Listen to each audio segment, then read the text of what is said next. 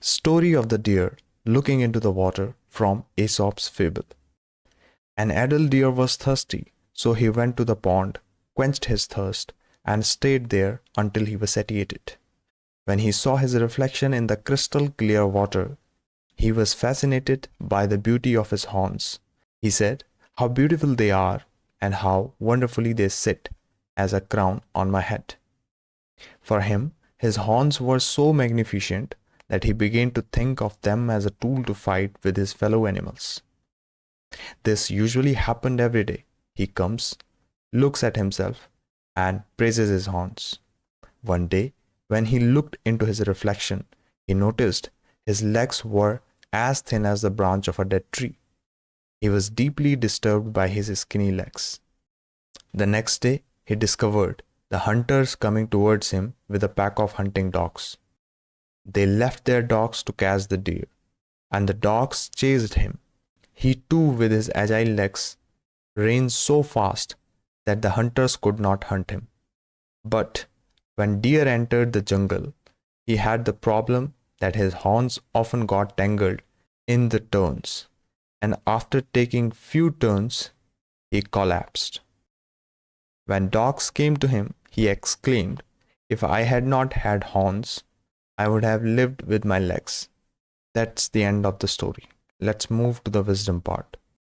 True beauty lies not in appearance, but in expediency. When you encounter beauty, become selfish and ask, "Is it of any value to me? What would I get out of it?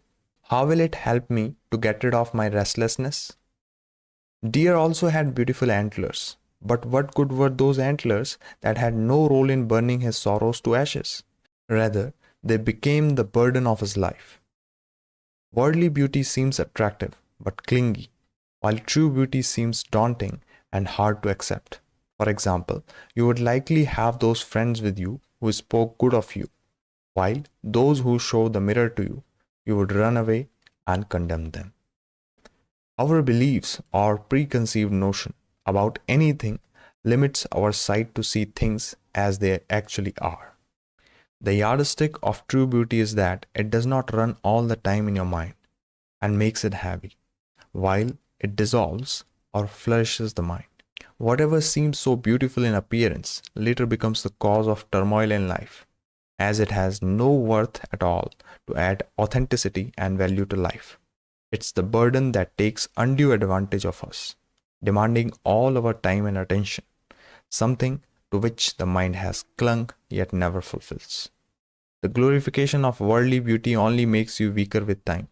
You forget to use your legs, that is the most useful resource you have for liberation, and fall into the trap. Having put all your time into the glorification of false beauty, how can you use your legs skillfully? Beauty is of two kinds, one that degrades and another that liberates. What is beautiful to the eyes of blood and flesh is not at all beautiful to the eyes of the internal kind.